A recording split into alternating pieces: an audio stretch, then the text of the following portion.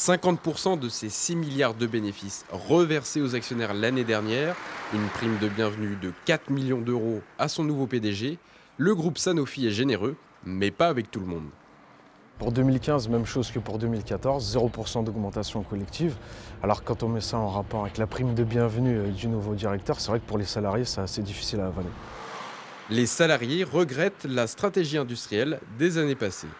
Je suis arrivé récemment, il y a une dizaine d'années dans l'entreprise, mais quand j'entends mes collègues qui sont un peu plus anciens, effectivement, il y a 20-30 ans, c'était complètement différent en termes de rémunération, de conditions de travail, et il y avait un partage peut-être un peu plus équitable des bénéfices de l'entreprise.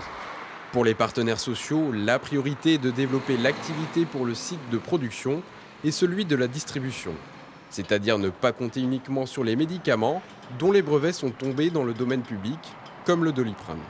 Il faudra moins donner aux actionnaires et plus donner à la recherche pour pouvoir développer de nouvelles molécules et donc de nouveaux médicaments. Ce qui pourrait générer justement de l'emploi et puis des bénéfices aussi, mais de l'emploi surtout. Sur les deux sites, les syndicats dénombrent en janvier 12 départs à la retraite et seulement 2 embauches en CDI. Le recours aux intérimaires augmente. Sur les sites, on a de plus en plus de précarité, on est à l'ordre de 20% sur chaque site. Contacté, un porte-parole du groupe garantit qu'il n'y aura pas de plan de restructuration ni de cession des sites d'Amilly dans les 2 ans.